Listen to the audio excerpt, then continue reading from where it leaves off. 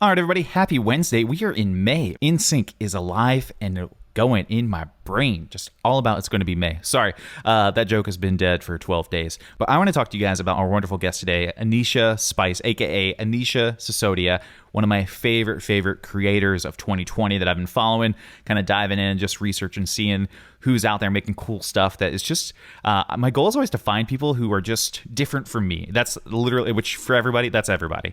And Anisha's work is just so cool, very inspirational. We talk about this in the episode, how colorful it is. And so she is a creative director, photographer, video guru. She also teaches yoga and mindfulness. She has a degree in psychology. So she's a badass, y'all. Like, she is just absolutely incredible. We had a great conversation just diving in through technical details, concept photography, diving into food, and then how to align your vision with your work and how to practice without feeling like you're going to fail, like for the sake of practicing, which is not the sake of practicing. So really cool. One quick thing before we get to her episode, come join the Facebook group. We got a free community called togfb.com where people are learning how to run their businesses in a fulfilled and sustainable way. It's really cool. We have workshops in there that are free that you can watch right now on SEO or how to get more leads for your wedding business or any business. Really cool. It's developing and changing every single day, and we would love to have you. So head over to togfb.com, come join our community, hang out with people who listen to the podcast, talk about your favorite episodes, and we would love to have you. But seriously, come join it. It's free. There's nothing to sign up for. There's no email, anything like that. You can drop your email if you want some fun stuff, but totally optional. togfb.com. That's togfb.com. Come hang out. Without any further ado, here's Anisha.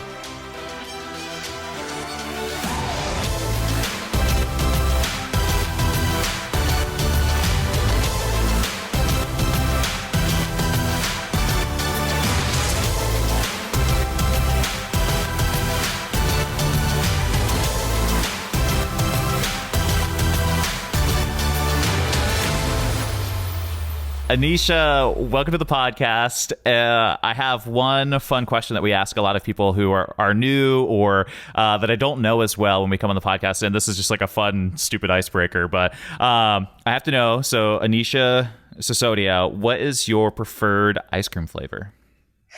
Definitely mint chocolate chip. Oh, interesting. Okay, yeah. That was my mom's. So I'm curious. Really? Like, why? Like, did you grow up eating that? It was because it was my dad's. Oh. So I think there's a connection there. And just generally, I really love minty things. So yeah, it's kind of a weird ice cream flavor though, because you wouldn't necessarily categorize it as super sweet. And I have a huge sweet tooth. But yeah, mint chocolate chip, man. I don't know. Like every single time. It's probably that and then coffee.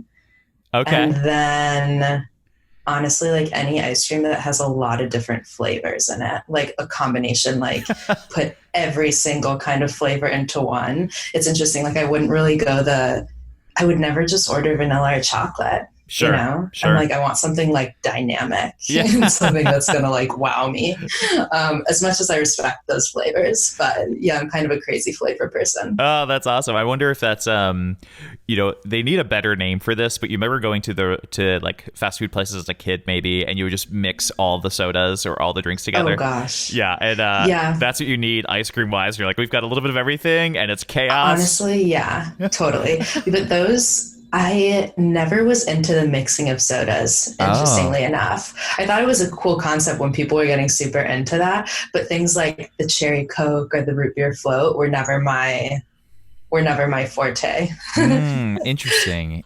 Yeah. I love that. So tell me give me a little background on you. I know you live in Brooklyn currently, and you kind of like, my impression of you, and from we both know a good buddy named Andre, who we'll talk about in a bit, but like doing some photography, but you also do, kind of creative directing and I've seen some film work. I don't know if you directed or shot those. So tell me, fill in the gaps for me on kind of like we were talking about and who you are, basically. Okay. So I'm originally from Chicago. I've been honestly taking photos for most of my life, sort of started when I was young. And I've been doing that kind of ever since I was a kid throughout high school. I was also into acting. I was always really into the arts and doing creative things and trying things out. I think the experimental mindset has always been sort of part of me. I mean, even with sports, for example, I think I probably tried every single sport. Like you saw me like at basketball practice, even though, you know, I wasn't actually super interested, but I just have always been really into experimenting. So once I was in college, I actually started doing some graphic design as well, was experimenting and working in that world for a little bit. And then when I moved to New York, I really wanted to hone in on photography. I really wanted to do studio photography. I was like, I want to move to New York. I want to be a studio photographer. I'd never shot anything in studio. But I was really, really interested in that. And I remember I think it might have been my third month in New York. And I realized, you know, if I want to learn this, I need to have the freedom to kind of experiment and create freely. I have a strong belief that, you know, when you have tools at your disposal and you can kind of create when that sense of inspiration comes up and you can just execute on the spot, I think that's really important. So instead of always thinking, you know, I have to rent a studio space, I decided to invest, which was most of my money, into buying some pro photo equipment, which I'd never used before. And I remember it got to my house. And from there, first I thought, this was a mistake. What did I do? I don't know what I'm doing. Maybe this was not the right idea to order all of this equipment to my house. But then I just started experimenting and got really into that, and really became passionate about conceptualizing, because I was doing a lot of street stuff, candid, not as much, not coming up with like an intention or a storyline before I was shooting. But then from there, really developed into kind of experimenting with video a little bit on my own. And then now I'm really interested in directing, just because I think with a lot of the arts, there's sort of this expectation that you can do everything, when really it's so helpful to have teams of people. And, you know, I'm not trained or don't have a bunch of experience as a DP in using this equipment. And I noticed that when I was trying to experiment and take that role while directing, while producing, while also taking stills, it was just too much. So it was kind of cool to start directing and see things from afar and have someone else working with me. But I think over the next few months, that's a skill that I want to know I can do on my own, even with audio. I mean, I guess you can say I like to be able to have a knowledge of a lot of these different things, at least knowing that I can do it. I can take on those responsibilities. I was talking to someone the other day and I was kind of explaining to him, and I was like, oh yeah, and I used to do graphic design. He was like, you are a content creator. And I was like, yeah, I guess so. You know, like I want to be well-rounded at doing a lot of different things, obviously being specialized within those as well. But yeah, I do kind of a mix of everything when it comes to the visual arts. That's awesome. I mean, it's one of those things too, where you can even talk about this, is where clients they're going to need more from you, or the idea, and it can be both ways. There's this gray area where you get a gig from a client or whatever, and usually in the corporate world, and you say, okay, yeah, for that budget, I'd have to do this alone. And then there's like some percentage a little bit more where you're like, it'll be harder for me to do alone, but I'll still do alone. And then there's the bottom of the top where you're like, oh, we can start bringing in team members. And it's a weird balance, but I feel like a lot of clients are kind of going to keep pushing into that gray area. I know for me, I've done a lot of shoots where they were like, yeah, we expect you to have 10 people, and I've brought 4. Totally. And I just like, guys, we're all going to work doubly as hard and make, 50% more money. And I'd rather have it do that and have like fatter checks. If we can't sacrifice the product, of course. Now, but at the same time, it's so helpful I was talking to, do you know Noemi Shinanga? I don't think so. Okay, so she's really cool. She has an episode on here, so definitely check her out. And she's in Brooklyn, I think. So cool. Definitely hang out. But we were talking about just the idea of being on set, and I love this is like the more people involved, the more people can specialize, and like that's why like bigger photo shoots and stuff like that, it oftentimes looks like the photographer is really just pushing the button, but you've done so much work to get there to where, hopefully that is the most fun and easy part. Or you're like, like we had a creative director, or we had lighting and model and makeup and all this stuff. And like, we can kind of like divide and specialize. Yeah, it's such an interesting thing because, I'll complain sometimes where I have to take on so many different roles at once, Yeah. but it's so incredibly helpful to learn and to see how they all sort of combine, like in terms of art direction or creative direction, to really understand why you're taking this photo. Why are we deciding that this needs to be shot this way? Continuously asking yourself those questions, you really start to see the full puzzle come together, which is so valuable. And I think, as we, evolve as artists, the goal is that you continuously have more and more support until everybody does have those specialized roles. But I think while you're developing and experimenting in this world, it's really, really good to be crafty and to be exercising that, I guess, craftiness, or that, we're looking around a room. And I remember when I first started shooting studio stuff, and I would shoot it in my warehouse loft in Brooklyn. And I would have a bunch of people over, we're shooting for 8 hours. And at one point it was just like, okay, what else can we use as a prop? Just looking around my house, being like, how can we make something cool with what we have? And I think that's a super important skill. And then once you get to the point where you have all these people with these specialized skills, it makes the shoot, I guess, feel, it's so collaborative. But I give so much credit to everybody on those sets, because there are times where I show up and I feel like I'm just a body showing up. I was like, I didn't concept this. I didn't bring all these people together. I didn't plan this. There's, I guess, pros and cons to both. But I think it's really important to have an understanding and an ability to do all of those different roles. Yeah, that's one of the things we talked about with a friend of mine named Gary Williams. He originally was just a photographer, and then slowly started to get to the place where he was creating an agency, because he just told me, he was like, Adam, I was tired of being the last to know and the first to execute, and it was like, we want to be in those meetings earlier, and we want to be in the creative, and we want to be in this the earlier stages. One, because the product's gonna be better, right? Like ultimately, rather than like, oh God, like, I would have not have prepped this way. Hopefully it comes off how we need it to. The client's happy. They'll hire me again. If like the money is right, and if the project is like somewhat fulfilling, it's like, not everything might be a dream, but it's weird. It's just one of those things that it's a weird dance. And there's no guidebook at all. It really is just a learn by doing type of thing. I feel like every single time I go on to set, I learn something new, like completely, even if it's just something that I'm doing in my house where I set up a studio. There's always something that I learn new that I can take with me, which is always kind of an exciting thing, I think, about the business. I love that approach. That's really cool. How do you know, I want to ask you, how do you know Andre Lara?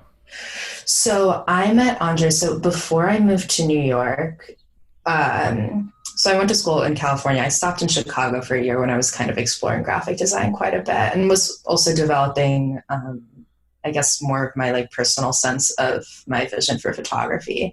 But at that time, that was sort of when Instagram was kind of blowing up and becoming this thing, and everybody was using hashtags, and there were all of these featured pages that people were using. And I remember I posted this photo of a good friend of mine, Jack Stovler in Chicago, and Dennis Laurence. And I posted a photo of them. I hashtagged Pursuit of Portraits, which actually at the time I didn't know. I didn't even know I hashtagged. I think I had just seen people hashtagging Pursuit of Portraits. And I remember they reposted my photo, and I saw, they had, I don't know, even at that time, I think probably 70K or something followers. And I was like, whoa, what is this page? This is so cool. They have all these awesome photos on here, and they liked my photo. So I go to their website. I see they're this cool photography community all about portrait photographers. And there was a little tab that said join our team, and I filled it out. And then Sonic, the founder of it, reached out to me, and we got on a phone call, and we started talking about me sort of supporting them in some way or another as they were continuing to grow.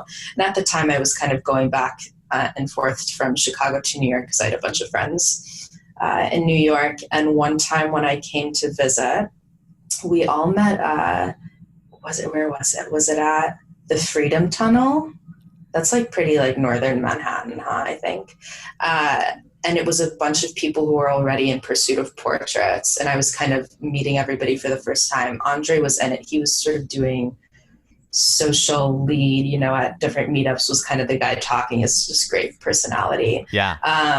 So that's where I met him for the first time. And, we got along. It was fine. There were so many people who I met at once, but I think it was once we both shot Fashion Week for Tumblr, which, oh gosh, was maybe like 3 years ago now. Then we got really tight because we were with each other for, every day for a week or a week and a half, shooting and kind of navigating in this space that was both very unfamiliar to the both of us. Yeah. But he's so great. I mean, I'm such a fan of his work and his dedication and the stories that he tells with his work. So he's just been a really great person be able to grow and evolve with. That's awesome. He was one of the guys I just reached out and I was like, Andre, like, who do I not know and who do I need to know? And, how do you know Andre? He taught at a workshop that I attended 2 or 3 years ago. Those mostly wedding photographers, but it's, a lot of the workshops are pretty cool where they'll, try and bring in people who aren't wedding photographers just to give perspective and similar to this podcast, right? Like I primarily do weddings, but I want to like bring in people that can give perspective. And I've learned a lot from other business owners, product designers, etc. And so he was there and he was speaking. He just seemed really cool. And he was in Brooklyn. And I was just like, okay, I'm going to start following this guy. Nothing crazy. You follow lots of speakers or whoever like gets your vibe. And I don't even think we talked in person. And then since then, we've talked a few times. He's been to DC where I'm based. And he had like a showing for his North Face Alaska stuff there. So amazing. So yeah, we've had a little bit of chance to kind of interact, and I just try to reach out to other people. And I mean, I'll do the same to you and be like, hey, who do I need to know? Who do I need to talk to? And totally. Because I think it's word of mouth. Yeah, that is like people are often asked, like, how do you get work? Word of mouth. Yeah, 100%. I mean, word of mouth, even whether it's for work or friends or whatever, it is such a powerful tool to connect people. Yeah, I mean, the referral and the trust is worth a lot, depending on the person who's sending it. And I think too, the other thing I love about the show is that I try to bring on people that either aren't well known in general or aren't well known to whatever the organic community we have currently is. And I think that's always good to like try and bring that in. And that way it just keeps shifting and changing. And for most of our guests, I did not mean to talk about this, but for most of our guests, it's like their first time being on a podcast. And I'm like, hell yeah. Like that's kind of the goal and try and at the same time, we have, like we just had a guest on a few weeks ago who has 1 million Instagram followers, right? And then we have people who have like none, and then everybody in between, right? And it's just a really cool kind of fun way to dive in and just hear more about it. So I want to know, I read as in my research that you have a background in psychology. Is that what you went to school for? Like, what's that? What's that been like? So I went to college and got a degree in psychology. So that was not actually something I originally wanted to do. So at the time when I was in high school, I was doing a lot of acting, I was doing a lot of photography, and I did want to go to art school, but both of my parents are immigrants. And they had very much a mentality like you have to get a degree in something that is secure, that you'll have, that will make you money. And the arts did not mean that for them. So my dad, he's a neuroscientist at University of Chicago. And the topic and conversation of the brain has always been in our house growing up. I was always hearing about it. And I think also too, just being in acting and a lot of these types of group settings, people were always super interesting me. The mind was super interesting to me. So when I knew I had to go to college and get a certain degree, I thought, psychology could be cool. I was kind of playing around with a few different ideas, but that one really stuck with me. And I failed Psych 101 and then I retook it, which was good. And I'm glad I took that route because I learned a lot. It was really, really fascinating. But while I was learning about it, I think it also just became more and more clear that the arts was still the direction that I wanted to go in. And it was kind of difficult because I do really enjoy talking to people. Being a therapist or a psychiatrist was always like, okay, I mean, that would be a really interesting career path. But for me, I just guess I didn't see myself going in that direction in the traditional way. I was like, I don't see myself going to school more and more and more until I'm out of practice, and then I'm in one place, and then I'm having repeating clients. It was more of, let me just study people in general and study the mind, and how can I bring this to kind of all of my interactions. Like, I love learning about the mind. I love learning about social interactions and why we do the things we do, and how you can control different situations or just observe or bring in a certain energy and how that will affect other people. So I think it's fascinating. Honestly, I think now I would enjoy going back to school even more and learning about this type of stuff. So I try and do my own research as much as I can, and always reading, because it's super fascinating to me. That's incredible. How do you think that has, affected, one, your, relationship with your clients and other team members, and then in addition, your work? It's obviously a big influence. Yeah, I mean, I think, on set, for example, the thing that's so unique about this job, and I say this, I've said this a few times to people, I love photography. I love creating. It's so fun. But honestly, as equally, what I love about this job and industry are the social interactions. Like, I'm meeting people all the time, such different people from all different backgrounds. And it's so awesome to meet people who are from all around the world and have all different stories. So for me, it's really interesting to enter a professional space, a shoot on set somewhere, and just to even start to observe, what people's roles are, or who's feeling a little bit anxious, or who has a lot of energy, who's bringing a lot of joy to people, and how can I fit into this equation too? Like, where can I provide more ease to people? If the director or producer is feeling a little anxious, what can I do to sort of ease that, or make sure everybody is enjoying the experience to the fullest? Because at the end of the day, we're just creating, I know there's a lot at stake. There's always budgets and everybody wants it to be a certain way. But I think, you want to remember the experience as something memorable, where we're working together and there's this collaborative nature, and to be very attuned to, what people are needing, and be very respectful and understanding of that. So that's been an interesting thing. And also just to realize, we're all going through things all the time. I don't know what happened to you earlier that day or last night, or, what's on the line, but knowing what I can bring to the table and how we can communicate on set. I think communication in all aspects is key. So, I don't think there are, certain experiments that I read about in books that I'm like, oh, I see that this person is exhibiting this behavior. I think it's just being aware and conscious and knowing how to act and react to things is pretty helpful. Hey guys, I want to hop in here and just tell you about our sponsor, Tave. Tave is an advanced and customizable platform for managing your photo business. It's what I use literally every day, and I've been a client of theirs for years. Before Tave, I had to manage everything myself: my own calendar, invoices, quotes, proposals, payments, taxes, email scheduling, second photographers, everything. And even managing like the little tiny surcharges from credit cards, and like, how do we manage that when a client makes a payment? All of that stuff. Now I manage over 60 clients a year, and even as we grow our team, Tave is making it super easy to give every client of mine the luxury client experience that we want them to have. One of my favorite features of Tave, we actually just talked about this in the Facebook group, is Tave tracks all your inquiries, how they found you, and of course, how much they paid. This helps me look at booking trends to predict when bookings will be slower, or when they'll slump, things that are natural versus things that are unexpected. And it helps us set goals to raise our average booking rate, of course, right, guys? Get that money. I've used Tave for years now, and it's changed my business forever. Whether you're a wedding photographer, videographer, headshot guru, or boudoir dinosaur, Tave can work for you. The guys over there have hooked it up for our listeners. To give Tave a try, instead of their 30-day free trial, you guys can get an extra 30 days. So Bearded Tog listeners get 60 days, aka 2 months, to try it out, set it up, and get your life back. Head over to thebeardedtog.com/Tave to sign up. Get your extra special 60-day free trial today. That's thebeardedtog.com/TAVE to try out Tave and get your life back today. Thanks to Tave for sponsoring our show. That's incredible. I think it's so interesting. We talk to a lot of people that their journey is, I won't ask you, how old you are. That's inappropriate. But how far removed are you from college? Like how many years?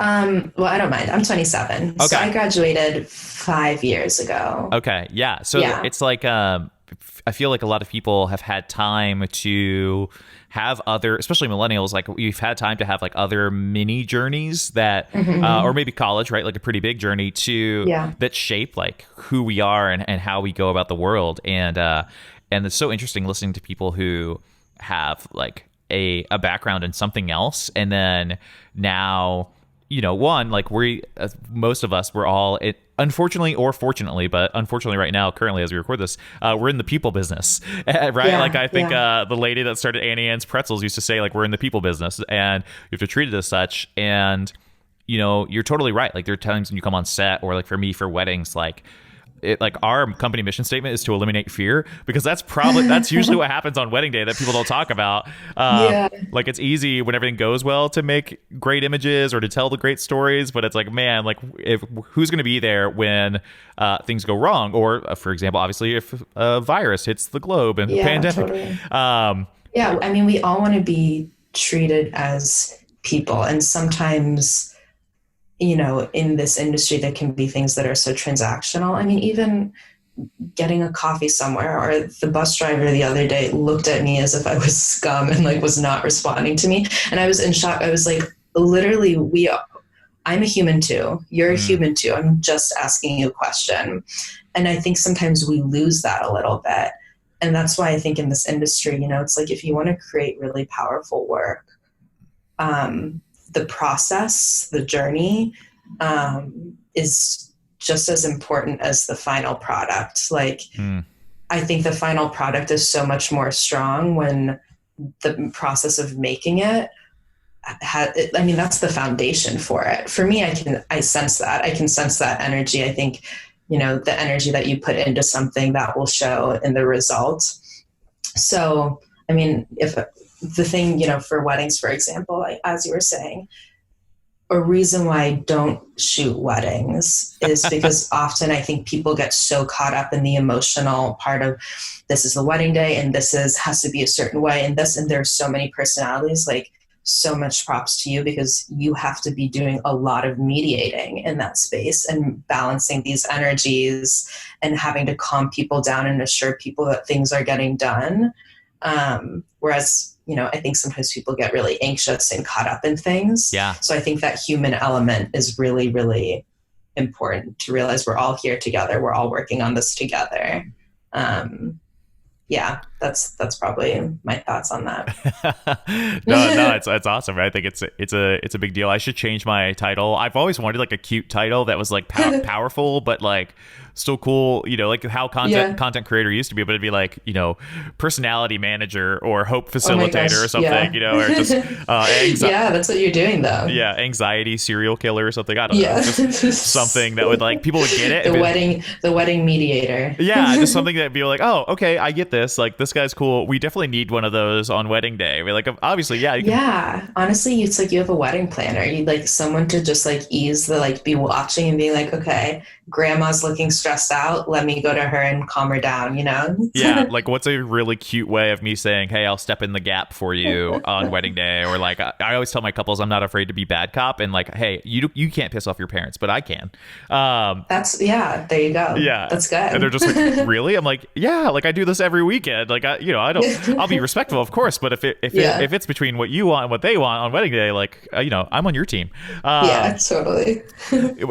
Not related to people. One of my favorite pieces of work that you did, is, I feel like you do a lot, and maybe I'm just generalizing based on portfolio, but a lot in the, food, drink space, which I think is really cool. But the cool part about it is like like one of my favorites, a lot of it, this is my kind of vibe, is that a lot of your work is, what I've seen is so like, I don't want to say simple. Like I was thinking about this and I don't have a good word for it. But it's like very elemental, to where it's like, you can see everything that's going on in the image. And because there's like less elements there, it makes it so much stronger. And you're like, yeah, like this image, oh my gosh, is like just punching me in the face. Even for like, you have this one of my favorite images is like a mini shopping cart with some mini vegetable or full-size vegetables in it. And I'm like, this is so cool. And like, I have no idea what it's advertising, but man, I would buy it and I'd probably eat more broccoli, you know? That's so funny. Well, you know, to go back to being crafty and making something with not a lot. Yeah. So the whole food thing, I really had no plans of going in the direction of food.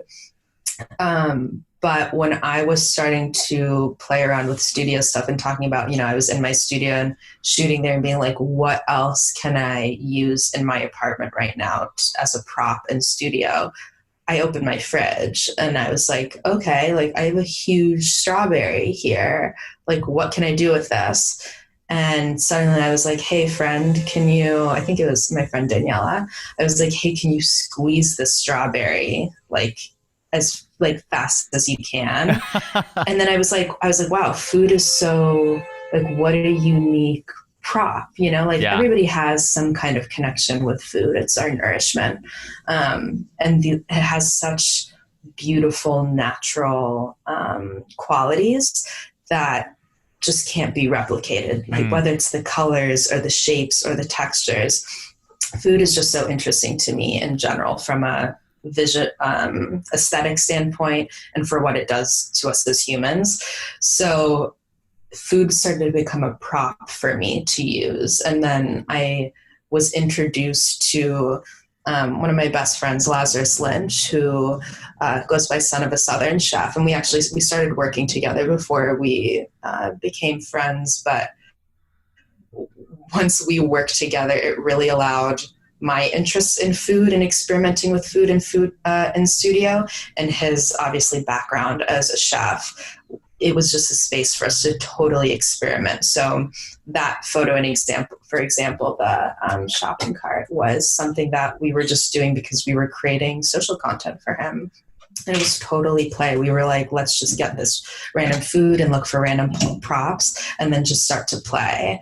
And it was really awesome to be able to do that. And then, you know, we shot his cookbook, which was a lot of that. So a lot of I have a few things on my Instagram, but I have more pieces on my website. But we ended up shooting a cookbook, and a good portion of the recipes were shot in studio and were styled and conceptualized. We were like, what do we want to do with red cherry brownies? And it was like, okay, you know, us sitting there and being like, what are cool things? Like, what colors should the background be? Okay, like this is our color palette. Okay, let's do yellow.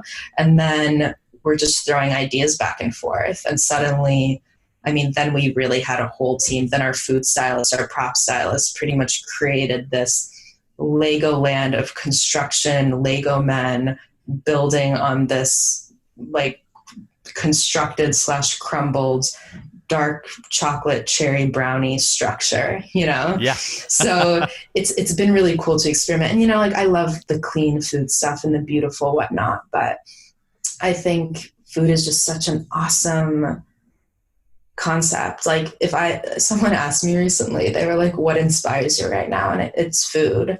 I love to cook too, but you know, there's this quote by Michael Pollan, who's a really incredible author. And he said, the most intimate experience we have with the world, it happens on our plate. You know, thinking about what is on our plate, we consume this and this becomes our body. Like what a weird experience that sometimes I don't think we're thinking about enough. So in general, food, strong connection to that. I think it's just fascinating in general. That's cool. Yeah, I know for the work you did with Lazarus is like probably some of my favorite because at least for me, I saw this, you know, again, I get a recommendation like, hey, check out this person. I'm like, okay, start digging.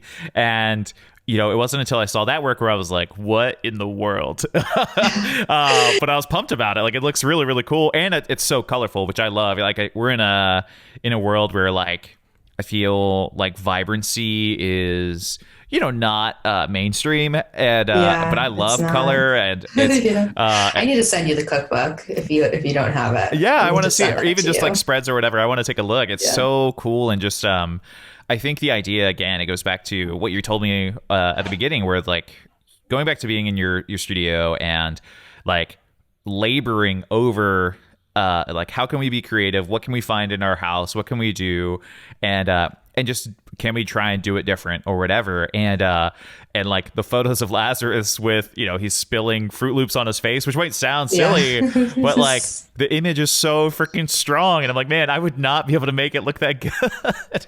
And And it's so funny. That was literally in my living room with him laying on top of like a fold out table, yeah. and it was just us too. A lot of the stuff we have done is just us. And I remember he poured it over his face, and I'm standing there with the camera, and then the milk starts spilling off of the seamless on the side. We're just like jumping around, like trying to catch milk from being on the floor. Like we have very much dirtied up both of our living rooms. That's so cool. It's just, yeah, it's one of those things. Kind of fun tech question, because I feel like people will ask, and maybe this is like something that people photographers want to know. Like you said, you bought some pro photo gear. Is this like is most of that stuff, is your preference usually like one light, or what's your usually vibe? Like big softbox, it looks like. What's your Yeah, so I for a really long time when I got my pro photo equipment, I just had one light and one softbox. And that's honestly what I use the majority of the time, because that's all that I personally have at my house. Like I love when I get to shoot in studio for a client and there's more equipment. But if I'm shooting at home, that's really all that I have. So actually the entire cookbook was shot with one light. That's cool. Which it has its difficulties, but you learn how to work within what you have too. So that for the most part, one light, but I would love to have more than that. Sure. I think lighting is really interesting and something I want to learn more and more about, because there's so many different effects and ways to do it. And it's just one of those things where you have to start experimenting and also having some equipment at your disposal. But yeah, so far one light. Now I'm kind of experimenting using the softbox or not using the softbox just for harsher lights. So definitely recommend. It's so funny how let's say like maybe not in the last 5 years, probably for decades, like back in the day with like paparazzi stuff, there was always like direct flash, right? Like a celebrity walking out of, wherever. And they're like, okay, yeah. Like the flash is pointed the same place the lens is. And I was like, we just got used to this harsh kind of look, and then it kind of died down. And like in the wedding world, the whole goal was like, let's not find harsh light. Let's hide from it. Let's find shade. We want this like even flat. Cause then we can bring, some contrast and harshness back later. But I feel like now it's even in big, fashion brand styling and I love the harsh flash, the external flash. I use that all the time. Yeah. I love it. I mean, it's just a thing, like it pulls out colors so much and it's so like poppy in your face. Like to have, it's one thing to get that harshness in studio because it's a little bit more confined in a space. Yeah. But to be in an environment outside or in an indoor environment that's super decorated, I love to play around with that. And I'm noticing, quite a few of my clients have asked for that look, because I think once you go a little bit very softbox looking for larger sets or with people, it can sometimes look a bit stock image. Yeah, 100%. So that's something that I always want to be careful of too. Yeah, it's just like the idea of like, well, we love the soft look, and then like, hey, just take the modifier off and see what it does. And the one thing I found, I feel like, and Lazarus definitely applies to this. I definitely feel this applies to this. Is like harsh light looks great on good-looking people. Well, it smooths out a lot of. I don't know if I want to say like smooths out skin or something, but it just creates this contrast in general where sometimes I feel like with a softbox, you can almost see like a lot of detail because it's like everything is so even. Yeah. Whereas sometimes the harsh flash creates a little bit more of like, you see more color than detail type of thing. I'm not sure if that totally makes sense. No, it does. Yeah.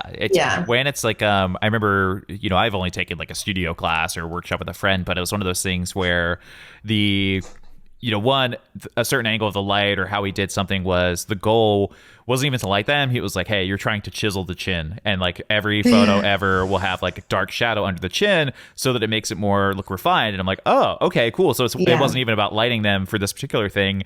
But even that is like the harsh light. That's a principle of harsh light, or like the inverse square law or whatever. Getting really nerdy here, but yeah. Oh gosh, no, it's so fascinating though. Like once you for people who are into lighting and know a lot about it, I'm just like, there's so much knowledge about it, and so much thought in the history of lighting. I have a new and really good friend. His name is Pierre, and he was helping me out on a shoot, and he's been in the industry for like 25 years. And when he talks to me about lighting, it's so cool. Like there's such a history behind so much in photography that for me personally, I think I need to do a little bit more research and understand the history, because so much of what we do now is based off of the past and so many different techniques. And I think it's good to know where the craft has come from.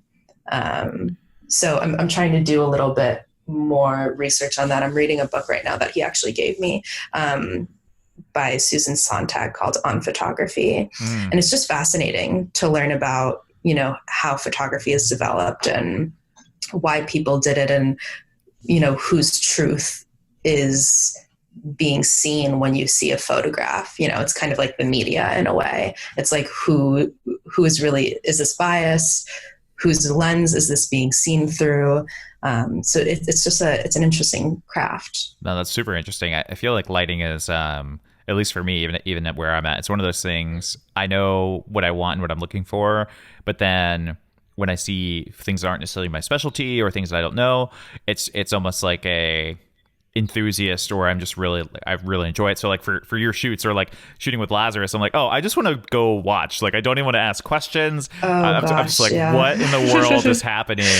To talk about the human interaction of it, and wanting the experience being as much of the final product. I feel like when I'm shooting with him and when we have our team together, there are times where we're having like really deep introspective spiritual talk. There are times where we're laughing, when we're crying, when we, there's so much happening at once. And I think it sort of adds to that, entire experience and the product as well. Yeah, no, it makes perfect sense. Hey guys, I want to hop in here and thank our second sponsor. During wedding season, I'm always thinking about how I can expand and generate more revenue for my business. Something we all need to be thinking about. Most of the time, I come up with a few ideas, do some whiteboarding, and they usually seem like more of a hassle than a help, and it just doesn't happen. Until Photo Booth Supply Co. Photo Booth Supply Co. is an incredible photo booth company based in California whose sole goal is to help us make more money. I have their new booth. It's called The Salsa. Gotta love that because food is great, and it's leveled up my business for sure. They have a few photo booths to choose from, but I chose the Salsa because it fits my brand. There's no printers, papers, or breaking your back carrying a bunch of heavy cases. It's also the most affordable. Salsa is a digital-only, selfie-style, eco-friendly photo booth. It's all in one. You don't even need to hire an attendant. It literally takes 60 seconds to set it up, and then the booth runs itself no matter where you are. It's light enough that anybody can add it to their trunk or in the back of an Uber if you're in a big city.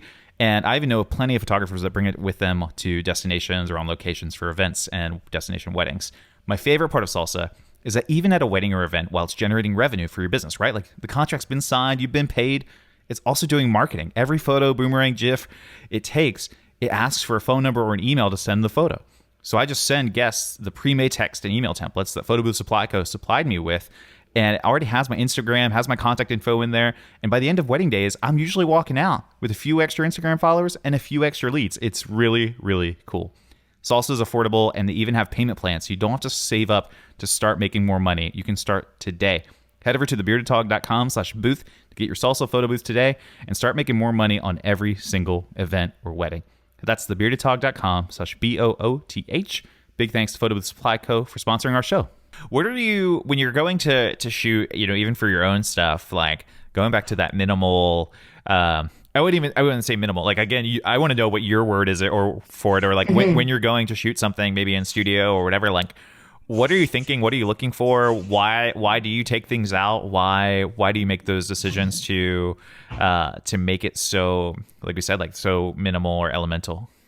Yeah, I think part of it comes from my background in graphic design. And like, honestly, in no way am I a great graphic designer at all, but there was a while where I was really studying up on it. And I still love to look at what is happening in the design world. I'm so in awe of all the people who are doing it. They're so talented. So for me, it sort of seems like this blank canvas, and I can use these elements, and I really just play around with shapes a lot and sort of see different compositions and angles. It's like suddenly I'm moving in this 3D space, 3D, 4D, I don't even know, space where I can move things around. And, sometimes I'll start with a lot of props, like my prop stylist and I, Lori Tanis, she sometimes we'll just start with a lot, like we'll put a lot there and then we'll just start taking out. And there's value to both. Sometimes you can see a lot and it's fun to have a really dense photo with a lot of different props, but then to sort of take things away and play with distance and play with angle and where the light is hitting different props. It's totally just something to play around with. But it does feel like a blank canvas. Like I'm always looking for interesting shapes or interesting colors or what is the focus of this. But yeah, there's never one way to go about it. Sometimes I'll start with less props. Sometimes I'll start with more, but I always want a building or a taking away because somewhere in there you'll find something that really works. Right. One of the things I talk to my mentees about is like they will do like portfolio reviews and we'll take a look at the photos and I'll say, hey, I know why you took this photo, but I don't think that the image we have right here is the best execution of what you were hoping for. And at the very base level, level one, I might just be like, hey, get closer or, crop in or whatever. And then for like a lot of your work, like the intensity of some of your work with Lazarus, and we're just using it as a baseline for people to look at, is like, it's close, it's very intimate, not in like an intimate romantic way, but it's very close. So you're like, okay, yeah, like I'm basically, I have milk on me by looking at this photo. And it's just thinking a lot, going back to psychology of like thinking a lot about like, okay, why? Keep asking why. And everybody talks about why for like your brand, but just like, why did you even press the button? Like, what are you doing? Yeah, totally. And just, Because I think with a lot of stuff, with a lot of the studio stuff that I've done, like you do want the eye to be drawn somewhere. You do want someone to focus on something. Yeah. And feel some kind of connection to it. So for food, for example, that's why it's like, if I can somehow make you focus on food, are you starting to feel a certain way about food or think a little bit differently about it or just liking how that looks? It's just like, how does that make you feel? If there's too much, if it's overcrowded, if it's over patterned, you almost don't really know what to look at, I think. So it's like, I kind of want to guide someone to look in a certain way while still having breathing room. Like I like a lot of things happening, a lot of stuff I do with external flash, you're in a space and there's a lot happening, but I still always want there to be a focus. So it's like focus, breathing room, and then a lot of other things that you can kind of find and explore within the photo as well. Yeah, no, that's one of the things I know for my images. And somebody, it might just be like an art school rule where they're like, your eye is drawn to the brightest part of the image or like inside or outside of the contrast, essentially. So it's like, you think of like just a black canvas with like a white dot. Well, it's like, obviously we're looking at the white dot or vice versa. And for couple stuff, I shoot that way anyway. Like I love, a bright couple on a dark backdrop or the reverse. Like I have this photo of, a bride. She's from Ghana, and like she's just in front of her veil, and everything in the veil is really bright, right? And then we kind of get to embrace like her skin tone and color and stuff like that. And it's so cool to hear you even talk about the technical stuff, because it's not even that I don't know or think that way, but I'm like, oh, to hear it being said. And for you, because did you go to art school by chance? No, not at all. Oh, okay. Just because you talking about like the lightness and the dark and the contrast, I was like, oh, this is so cool to even hear about these techniques. Yeah, no, I'm literally just this is probably the most technical conversation I've had all year. It's so funny. But I don't know. I was like looking at your work, and I think the idea, what I found is there's levels of interest, and just getting to know you is this balance, at least with looking at your work, is like asking both the how and the why. Like the how is a lower level question, but people still want to know, like, hey, how did you actually do this? Like, this is cool. Like, tell me about this. And then like the why of, what are you thinking before you are actually like pressing the button? And I think that some of that is technical, but again, like trying to dive in, like how does Anisha think, and helping that translate to how people shoot. And for me, it's the same way. Like I get questions all the time that are like, hey, what lens did you use for this photo? And that's just a low level, like, yeah, 35, Yeah. 50. Like eventually Yeah. most of the people I talk to, and most people on this podcast, as we've been in this industry, whatever industries we've been in for a while, you stop, really diving into the gear, I think, unless it is a tool to like help you execute your vision. And Yeah. and I think that's just where I'm at. And so like it's fun to chat about it, but, and I appreciate Well, you. I'm glad we haven't gone through the camera gear list. Yeah.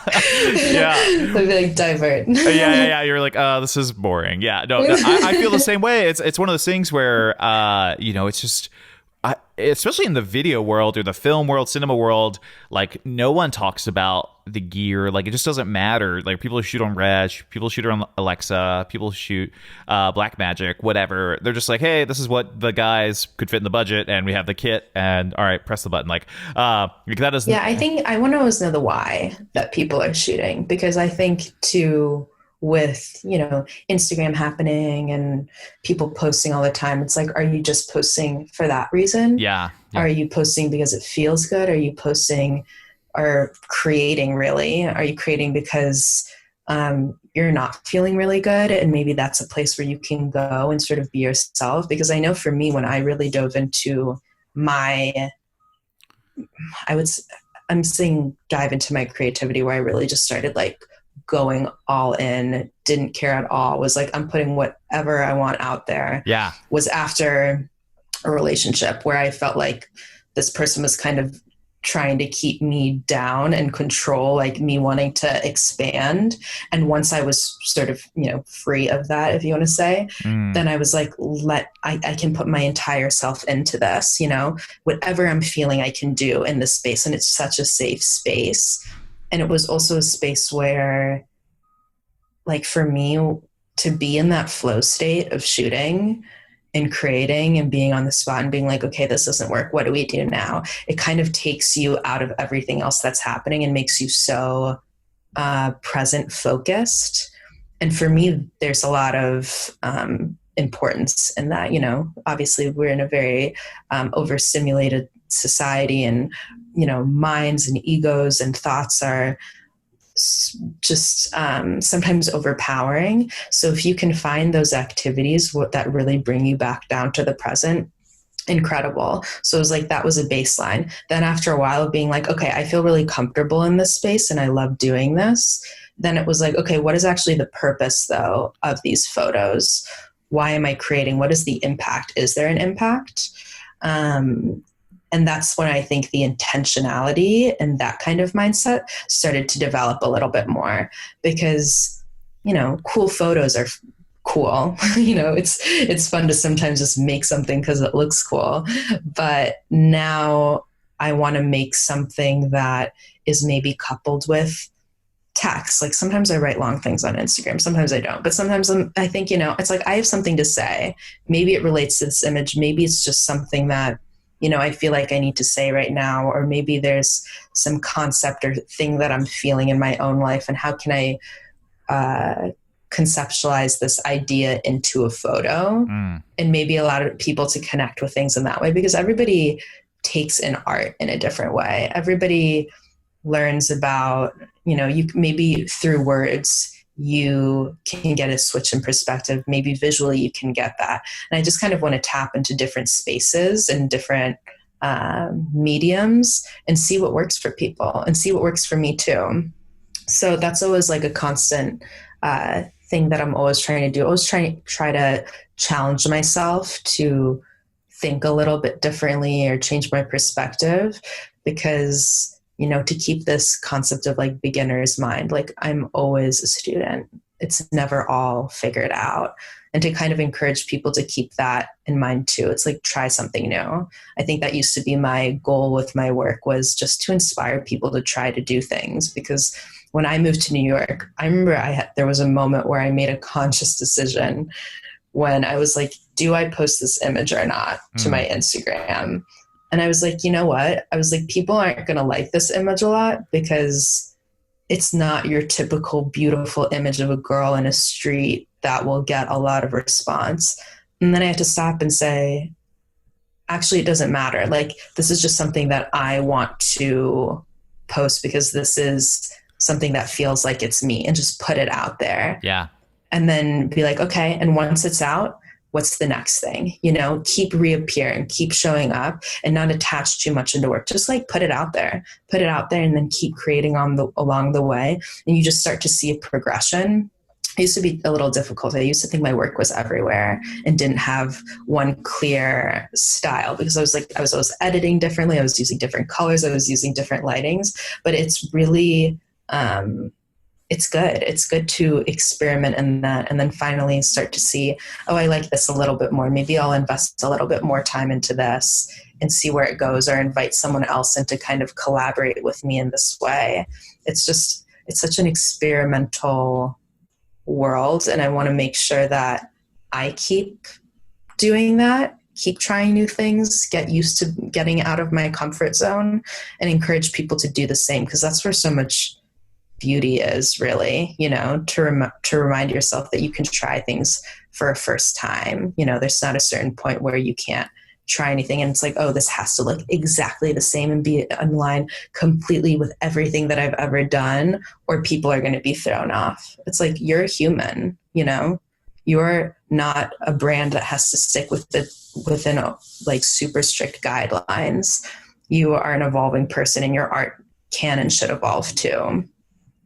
That'll preach right there. I love that. I was like, just letting it go. I love it.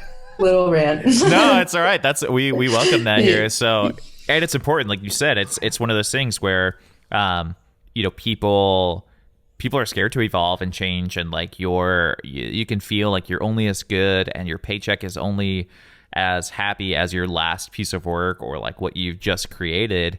And you know, fear keeps people from trying something new and just getting crazy. And, you know, something I do even for me is I try to take on these like concept shoots for myself, and just, you know, last year, one of my goals was to shoot things that made me feel uncomfortable, and just like, hey, like, which is usually something you're not going to be good at, with a subject matter you're not good at, or using something that's the opposite of what you want to do or whatever.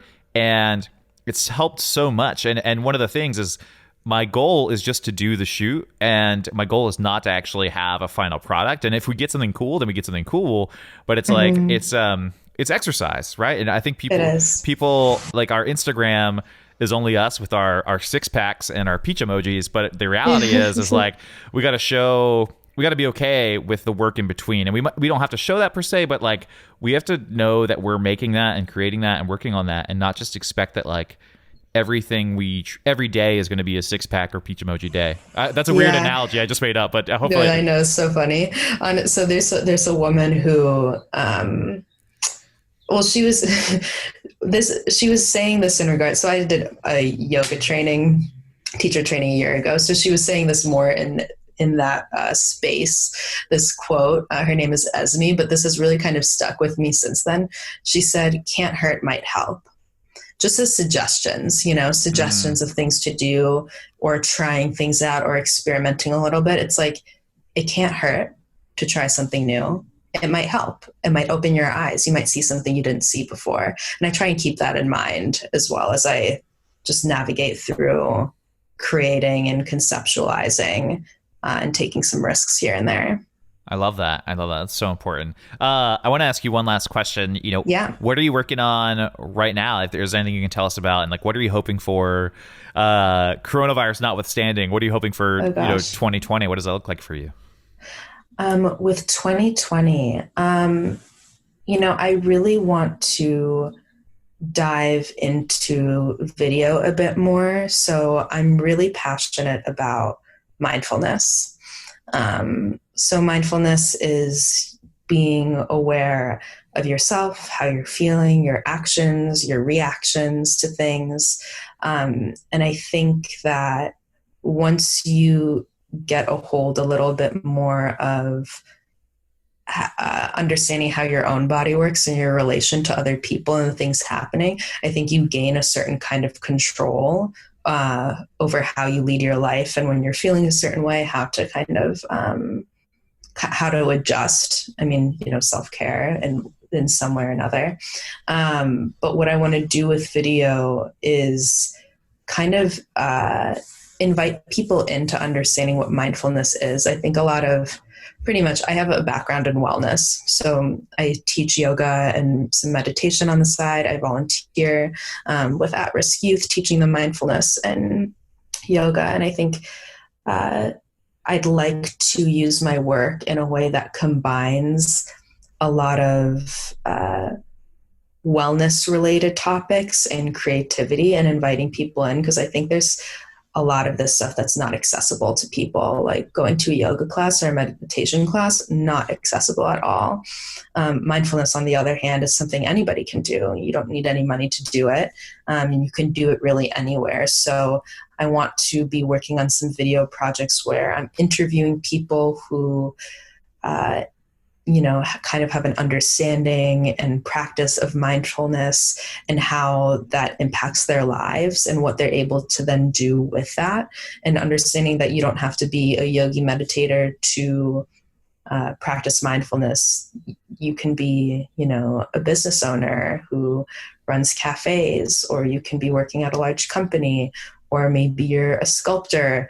There's so many different ways that we can use this tool to kind of live our lives in a way where we feel more so of an ownership. And once we can do that, we can better give back to the people in our community.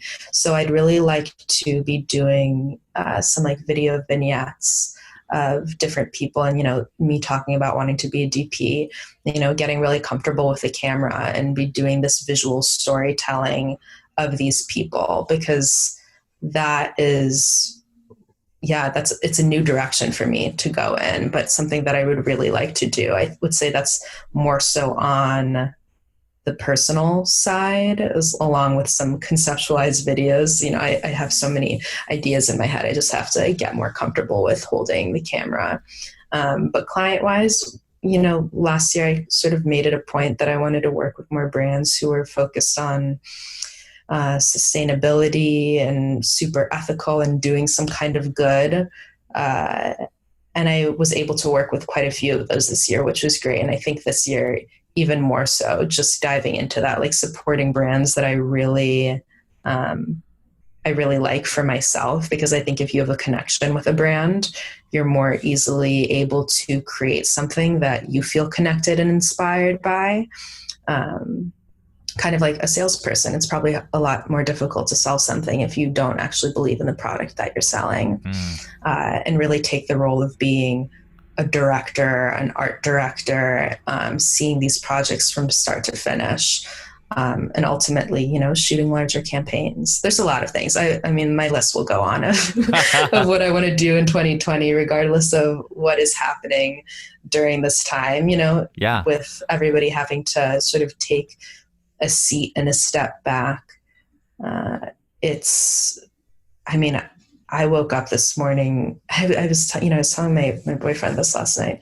I was like, every day feels like it's going to be Sunday tomorrow again. It's like every day feels sort of like a Sunday. Like I'm having to work still for sure and be on emails, but there's so much more space than usual. So I really want to use this time to kind of get a lot of things done off of my to-do lists and just prepare for when we all rise from this, because we all will rise from this, and then be super clear and ready to create from that place without as much distraction. Now I think is a really good time to think things through and get really clear with what you want to do.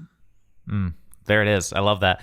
Where's we could talk forever. And so I'm like trying to have boundaries, right? So I want to know, where's the best place for people to come check out your work and see, what you're doing? I mean, obviously I'm a big fan on Instagram, but where do you like people to go? And then, Yeah, I'm cheering you on. I hope that those things that you mentioned in 2020 happen for you. And Thank you. I just think that's really cool. I think the idea of working with brands and creating things that you believe in, like something my mentor talks about is what would you say to people if like you knew that it's kind of morbid, but he's like, what would you say to them if you knew they wouldn't survive the next day? Like, what would be the last thing you said to them, or what would be the last thing you said to the world? And so, like, for me, that's how I tell a lot of my own mentees, I say, like, my clients book me not just for my product, but for my convictions. And I think there's something to be said for that, especially now. Like, people are attracted to brands, and even you as a brand, like, people are not attracted to Anisha because of like what you believe in and the developing person and artist that you are together. So yeah, totally. That was a long thing, but where can people go to find all of that? No, and that love was on you? beautiful. I was honestly had like 10 thoughts that just came up, but I was like, for another time, we'll continue. Yeah, we'll have you back. That was powerful. Okay. So for work, you can check out my Instagram, of course. So Anisha Spice. That is a place where you can find a lot of my personal work and my selected client work that I feel is, super aligned with my style. So kind of fun to see all of that in one place. And then my website is just anishasasodia.com. And then you can see more of my client work, which is honestly, there's a big range of it. So just to see kind of things coupled in groups in longer form projects. I have a Vimeo, which is linked in my website, and you can see some videos that I've directed or shot from quite a while ago. So you'll also see a little bit of my journey and how I'm evolving there. So those are probably the best places. Otherwise, yeah, I mean, Tumblr, if you're into Tumblr, Anisha Spice. Awesome. I love it. which I love to use still. I could feel the Google happening. Is Anisha Spice Anisha Sisodia's real middle name? I know. Yeah, it's not. So the spice thing came from, I love spices. My dad is Indian, and I grew up just with a lot of spices in my house all the time. And I love to cook with spices. And I think with my work too, I always like to have this like element of spice, like a little bit extra spice to it than something that's super, I don't know, typical. I think for me, it's more so like I always just want to like add a little bit extra of something in. And what that is, I'm not really sure. Maybe that's just me, making it feel like it's really my own. Yeah, no, that's something to explore. I feel like if that aligns with like what you feel inside of like the idea of you want to bring the opposite of blandness, or like you want to be like the final touch to something that that brings it to perfection, especially like you work with a chef, of course, or anything. Like, what's the last thing they do to a dish is some spices, or at the same time, like you're also, man, this analogy is so terrible, we could just keep going with it, but like you're instrumental in the beginning as well, or like people always start with salt and pepper or curry or whatever. Yeah, totally. So I like that. Yeah, just embrace that. That's super cool. Yeah, thank you. Well, thank you so much for coming on. It was a pleasure. Yeah, this was so fun. Thank you so much. You gotta love Anisha. She's just an inspirational powerhouse of a lady. I knew when I researched her and was kind of like deciding how to approach having her on and what we wanted to talk about, that she would just be a good voice for the podcast. I feel like this episode, I'm just going to call it now, it's probably going to be one of our most played just because of the value that she brings. And I think we aligned on a lot of things, which is just really, really cool. So definitely go say hi to Anisha on Instagram at Anisha Spice. Go see some of the work. Seriously, guys, like, most of you I know who listen to this have not seen work like this, and it's just so fun and so powerful, so different, so unique, and hopefully inspires you to create something that even if the result is not good, the idea is to work it out. So love that. Guys, come join the Facebook group if you haven't already. That's where we're dropping free education. We just had our SEO workshop in there for free, generating new business leads for free. So whether you do weddings, whatever, the principles are all there. Come learn, come hang out, all free. TOGFB.com, TOGFB.com, of course. And thanks to our sponsors, Tave and Photo the Supply Co. Have a wonderful day, guys. Keep being awesome.